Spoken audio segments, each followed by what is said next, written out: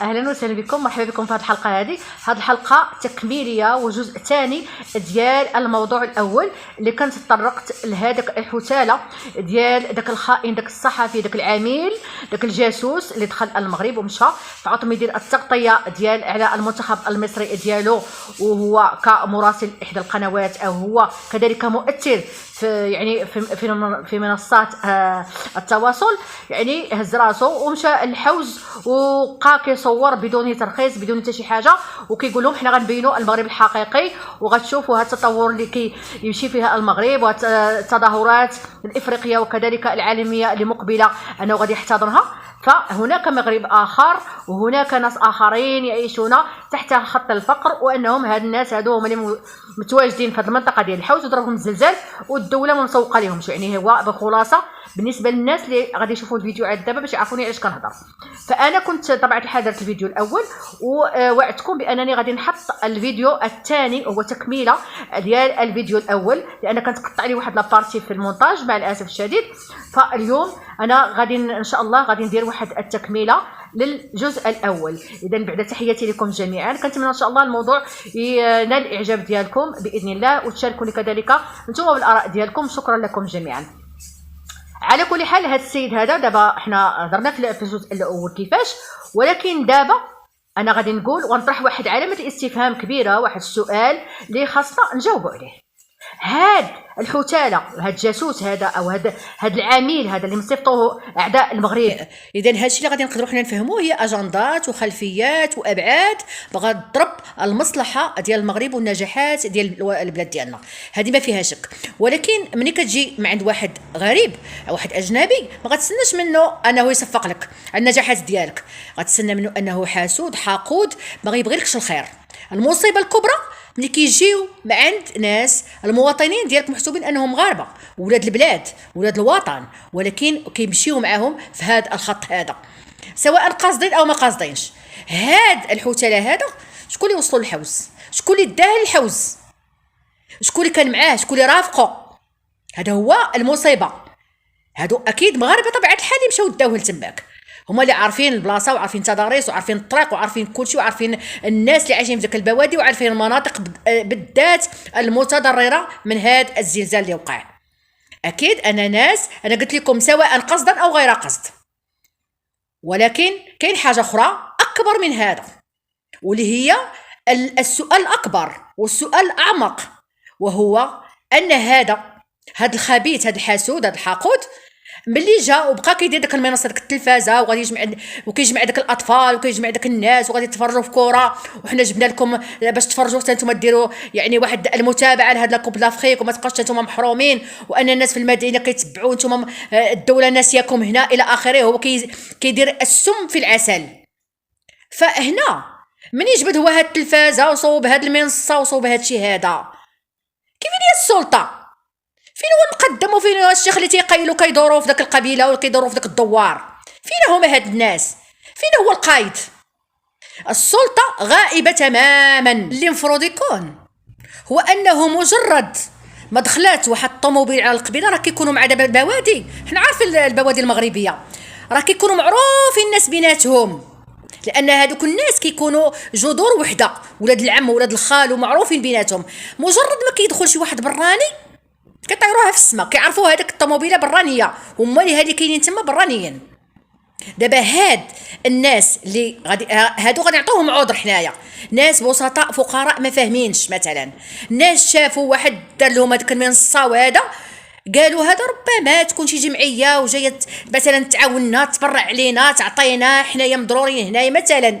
كتكون هاد العقليه عند الناس بعض المرات في بعض المناطق، ولكن الغياب التام ديال السلطه فهذا هو المصيبه. واحد يجي يدير لك منصه ويجمع لك الاطفال ويجمع لك الناس ديال الدوار وانت غائب تماما، ما كاين لا قايد لا شيخ لا مقدم لا حتى شي مسؤول نهائيا. يعني كي قلتها في الاول، يعني الباب مترعه ويجبد الكاميرا هو ويصور ويدير فيديوهات وينشرهم، حتى نشر الفيديوهات هو عاد ديك الساعات عرفوا شنو كاين وعاد جاو ديك الساعات حيدوا داك الشيء. اكيد ان هذاك الفيديوهات بيان سور غادي يمسحوهم له، بيان سور التليفون ديالو غادي يمشي للفحص باش يعرفوا هاد خونا هذا يعني مع من كيتواصل كيتصل به والى اخره. هذه مسائل ديال اكيد يعني ما غاديش يدوزوها له هكاك وما طردوه حتى عرفوا علاش طردوه. ولكن حنا اللي كيهمنا والسؤال اللي كنطرح انا، اين هي السلطه من هادشي كامل؟ حتى كيجي الواحد ويدير هاد الهايلاله كامله في غياب تام. على هاد الشيء انا تنقول هاد الشيء خاصو تكون فيه الصرامه.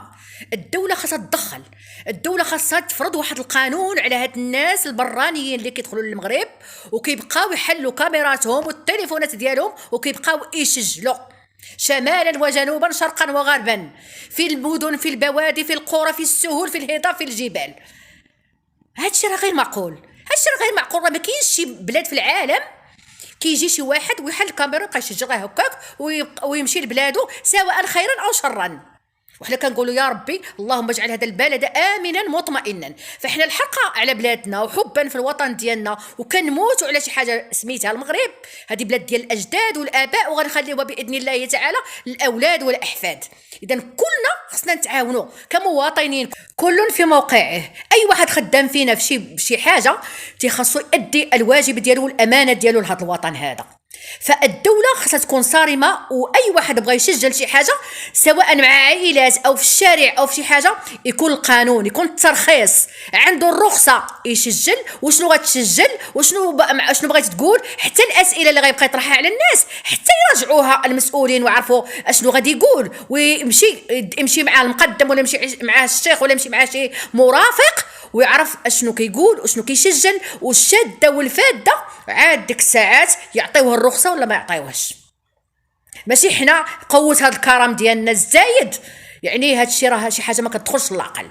وحتى دابا فرضا دابا تكون شي عقوبات مثلا، الدوله مثلا غتقدر دير مثلا عقوبات على هاد المسؤولين هكا، راه ماشي حتى كتوقع الواقعه وعاد حنا كيتعاقب هذاك المسؤول. لا، حنا من الاساس من الاول ديالنا داكشي ما خصناش بعدا اصلا يوقع. مجرد هاد الخبيث هاد الحتاله هاد ولد الحرام اللي مشى لتما وقاس كيسجل باش يضرب المغرب ويطعنوا في الظهر ديالو، قال كياكلوا الغله ويسبوا المله، هي ديال هاد الحتالات هكا يمشي يسجل غير بلادو. قلت انا دابا العيب راه ماشي فيه، العيب في ديالنا حنا، في بعض ديالنا حنايا اللي كيمشيو على 2 فرانك ما عرفت شنو غادي يديروا كاع، وعلى السلطه اللي مخليه راسها غائبه تماما، ما كاين حتى شي واحد.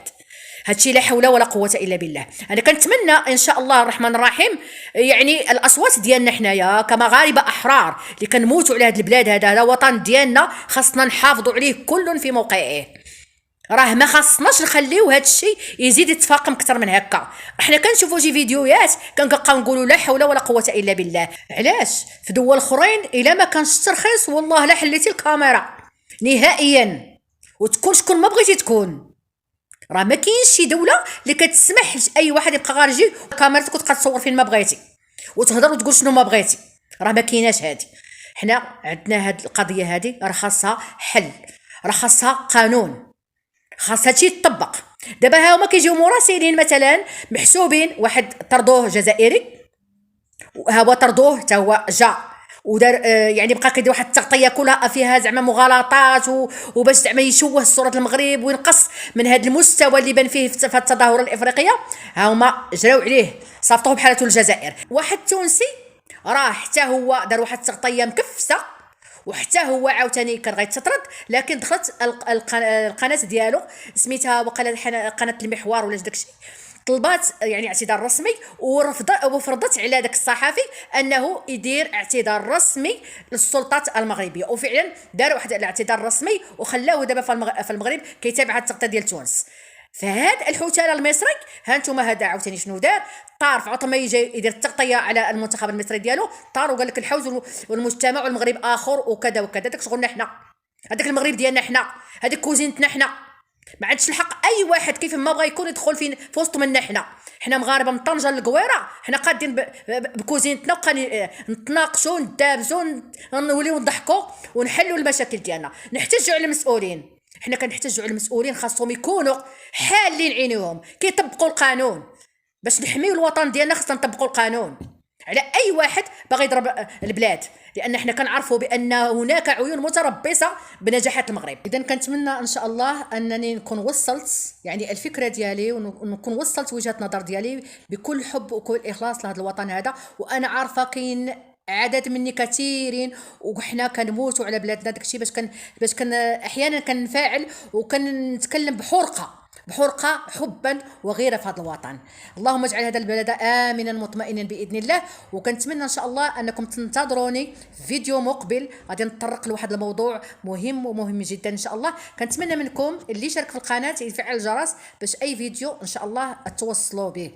غادي نتكلم في واحد الموضوع جد مهم باذن الله في الحلقه القادمه ان شاء الله. غادي نقول لكم شكرا لكم. حاولوا المهم الا عجبكم الموضوع لايك ولي كومونتير ديالكم، وإن شاء الله نتمنى أنني نلقاكم في أحسن الأحوال. إلى اللقاء.